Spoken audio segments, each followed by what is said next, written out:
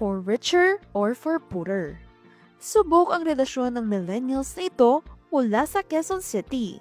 Dahil mula sa pagiging working students hanggang sa makapagtayo ng six-figure coffee shop business, solid silang dalawa. I'm Christine Marie Vasquez, 29 years old. Hello, ako nga pala si Mark Vasquez, 32 years old. Nag-start kami ng online business 2019. At ngayon ay kumikita na ng 6 figures a month.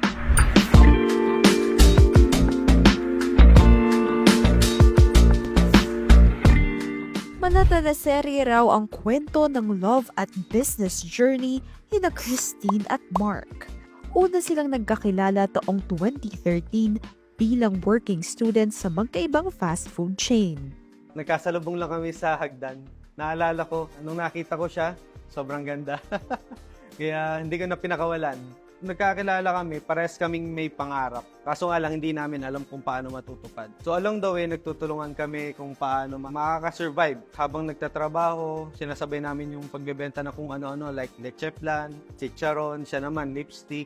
Dahil parehas silang business-minded, agad na-click ang dalawa. Mayroon siyang discipline pagdating talaga dun sa way of living. Hindi naman siya sobrang hirap, pero hindi siya gastador. Ako naman, dahil walang-wala talaga ako, kailangan ko talagang sumurvive. So doon nag-click yung aming relationship. Matapos makagraduate sa kolehiyo, nakapasa ng board exam si Christine at nagtrabaho bilang isang electronics engineer. Habang si Mark naman, naging cameraman sa isang TV station. Kahit may trabaho na, hindi nila hininto ang pagbebenta ng food products sa kanya-kanya nilang opisina. More on mga foods, yung mga binibenta namin. Kasi tingin namin yun yung kailangan ng mga workmates namin. Pag magpapasko, ang dami kong iniisip na pwedeng ibenta para sa Noche Buena. Doon kami umikot yung aming taon habang nagtatrabaho. Taong 2019, napagtanto ng couple na gusto nilang tumutok sa isang produkto at palaguin ito. Dahil certified coffee lover sila, naisipan nilang pasukin ang pagbebenta ng kape.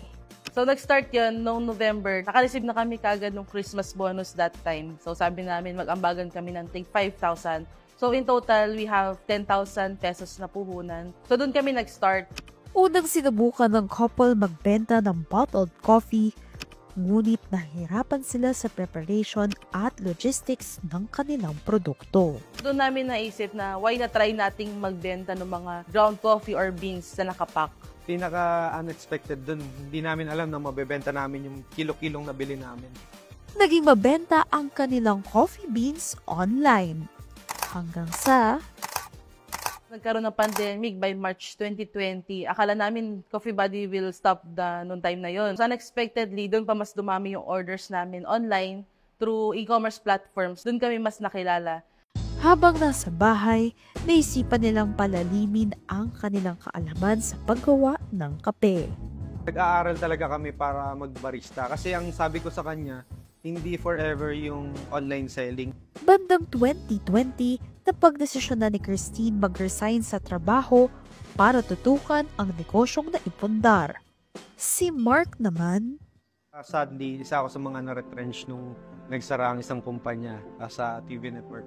Pero that time, hindi na ako nalungkot kasi naisip ko may magandang opportunity na naghihintay sa akin sa pagninegosyo. Sabi ko nga, blessing in disguise yung nangyari. Kasi mas natutukan namin yung negosyo. Kasi lagi kong sinasabi sa asawa ko na kailangan may time talaga tayong igugugon. Dati akala ko 8 hours lang ang ilaalaan namin. Pero yun pala, pag nagninegosyo ka, kailangan more than that ang kaya mong i-sacrifice. humina raw ang benta ni na Mark at Christine nang unti-unting nagbukas ang industriya matapos ang ilang buwan na lockdown. Kaya't hindi na nagpatumpik-tumpik ang dalawa at sumugal na sa kanilang first physical store.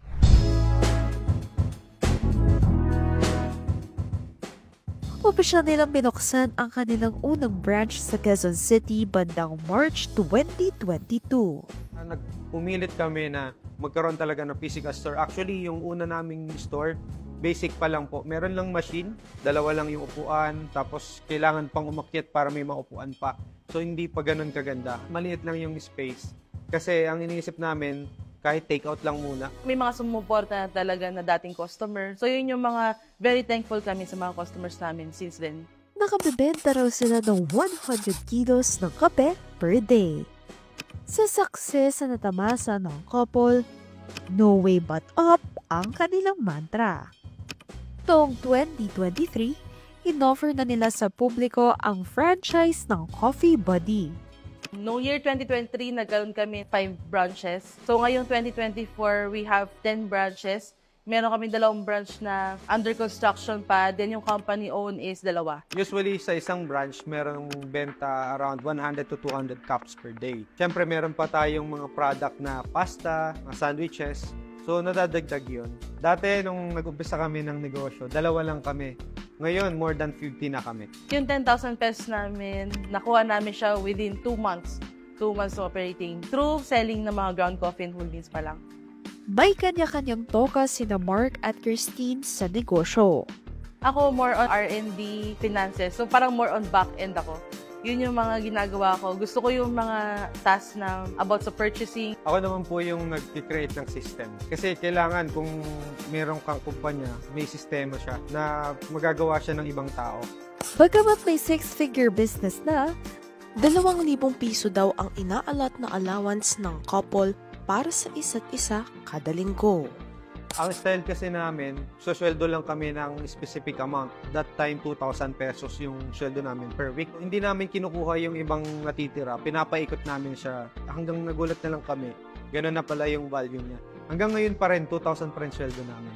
aminado ang couple na nahirapan silang paghiwalayin ang trabaho at personal relationship matapos ikasal noong March 2021. Siguro yung isa sa mahirap or challenge sa mag-asawa pag nasa isang business. Parang napaghahalo mo yung work tsaka personal life. 2 months ago po, nagkaroon po kami ng konting discussion about dun sa aming relationship. Kasi minsan nakakalimutan po namin na mag-asawa pa rin po kami. Nag-uusap kami na dapat kapag tapos na yung oras ng trabaho, i-stop na muna natin at maging mag-asawa muna tayo. Naisip namin na para saan pa tong pinaghihirapan natin kung tayo mismo ay masisira din. Mensahe nila sa mga gustong subukan ang swerte sa negosyo. Start small.